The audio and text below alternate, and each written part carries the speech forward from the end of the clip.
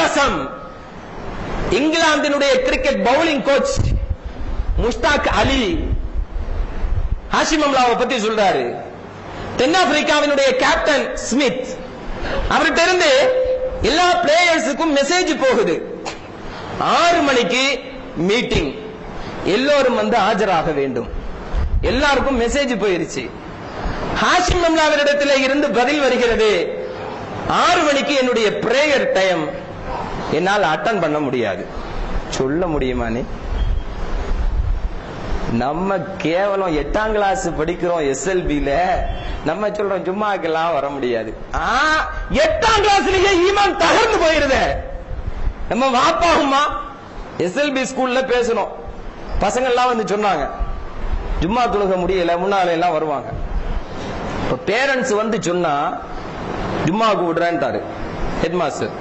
ஏன்னா நிறைய பசங்க, அங்கேயும் நம்ம பசங்க அப்படித்தானே, நிறைய பசங்க ஜும்மாவுக்கு வரேன்னு சொல்லிட்டு பாதி பேர் தான் இங்க வர்றான், மீதி பேர்லாம் ஊர் சுத்துறான். அதனால பேரண்ட்ஸ் வந்து எழுதி கொடுக்கணும். பேரண்ட்ஸ் கிட்ட பேசினா அதெல்லாம் எதுக்கு ஆலிம்சா, பாத்துக்கலாம். என்னது வாரம் ஒரு நாள் தொழுக வர்ற முஸ்லீம், அத கூட 8ஆம் கிளாஸ்லயே கிள்ளி எரிஞ்சிடும். அதெல்லாம் என்னத்துக்கு பாத்துக்கலாம், பின்னால படிச்சு முடிக்கட்டும். இவன் மண்ணாங்கட்டி துவா செய்வான் உனக்கு.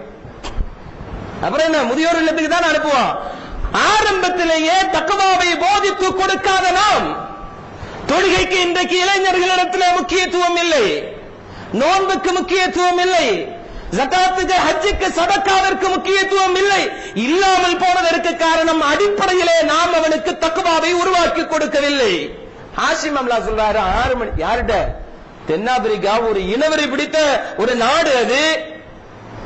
அங்க உட்கார்ந்துட்டு சொல்றாரு 6 மணிக்கெல்லாம் என்னால அட்டன் பண்ண முடியாது. அது என்னது? மகரிபு தொழுகையினுடைய நேரம். மற்ற தொழுகைனா கொஞ்சம் பிந்தி தொழுதுக்கலாம், மகரிபு தொழுகையினுடைய நேரம் மிக குறைவு. அதனால அவர் அனுப்புறாரு. ஸ்மித் திரும்ப எல்லோருக்கும் அனுப்புகிறார். இங்க கவனிக்கணும், ஸ்மித் திரும்ப எல்லோருக்கும் அனுப்புகிறார். ஹாஷிம் அம்லாவினுடைய பிரேயர் நேரம் என்கிற காரணத்தினால் அம்லாவால் அந்த மீட்டிங்கில் கலந்து கொள்ள முடியாது. எனவே மீட்டிங்கினுடைய நேரம் மாற்றி வைக்கப்படுகிறது. 9 மணிக்கு எல்லோரும் ஆஜராக வேண்டும். சகோதரா சகோதரா, 17 பேர் கொண்ட கிரிக்கெட் அணியில் ஒரே ஒரு முஸ்லிம், அவன் அல்லாஹ்வினுடைய பயத்தோடு களமிறங்கி விளையாடிக் கொண்டிருக்கின்ற காரணத்தினால் ஒட்டுமொத்த டீமிற்கும் நேரம் மாற்றி வைக்கப்படுகிறது ஒரு இஸ்லாமிய சகோதரனுக்காக வேண்டி. இது தக்வா, இது தக்வா. அமெரிக்காவினுடைய அனைத்து கிளப்புகளும் இன்றைக்கு ஃபுட்பாலினுடைய நேரத்தை மாற்றி வைக்கிறார்கள். ஏனென்றால் ஃபுட்பால் அணியில் இருக்கக்கூடிய நிறைய பேர்கள் இன்றைக்கு முஸ்லிம்கள். அவர்கள் சொல்கிறார்கள் தொழுகை நேரத்தில் எங்களால் விளையாட முடியாது. ஏன், நம்ம பாகிஸ்தான் டீமை பார்க்கிறோம், பங்களாதேஷ் டீமை பார்க்கிறோம், எத்தனை ஜும்மா நாளைக்கு கிரிக்கெட் விளையாடுறாங்க, விளையாடுறாங்களா இல்லையா? ஹாஷிம் அம்லா மீட்டிங் அட்டன் பண்றதா இருந்தா கூட தொழுகை நேரத்தில் என்னார வர முடியாது. விளைவு என்ன தெரியுமா? விளைவு என்ன தெரியுமா? ஜிம்பாப்வேயில் நடந்த ஒரு கிரிக்கெட் போட்டியில் ஹாஷிம் அம்லா ஒரு கேட்சை பிடிக்கிறார். கமாண்டரி பாக்ஸ்ல இருந்து ஒரு கமாண்டர் சொன்னார், the terror got a catch. இது போன்ற ஒரு வாசகத்தை சொன்னார், தீவிரவாதி பிடிச்சிட்டான் அப்படின்னாரு. எப்படி? பெரிய தாடி வச்சு முட்டை தானே அடிச்சிருப்பாரு ஹாஷிம் அம்லா.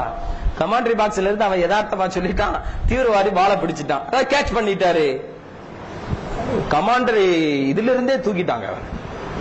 இனிமேல் வாழ்க்கையில் அவன் கமாண்டரி பாக்ஸுக்கு முன்னால வரவே முடியாது என்கிற அளவுக்கு தென்னாப்பிரிக்காவினுடைய கிரிக்கெட் நிர்வாகம்.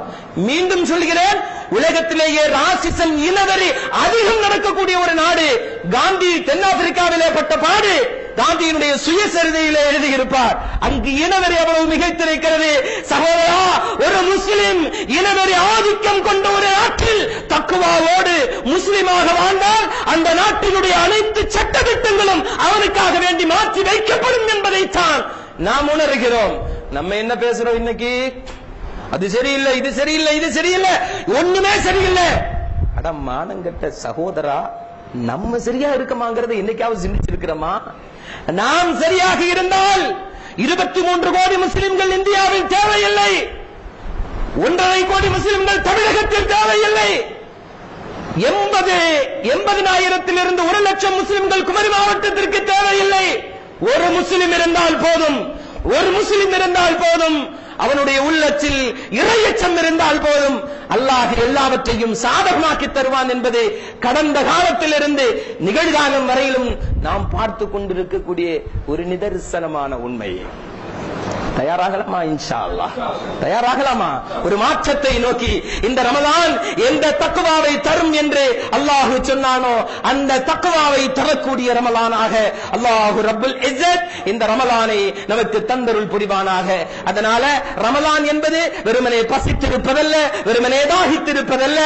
இன்ஷா அல்லாஹ் அல்லாஹுக்காக வேண்டி அனைவற்றையும் விட்டு ஒதுங்கி வைப்பது. அல்லாஹ் சொல்கிறான், தக்வா என்றால் என்னவென்று தெரியுமா?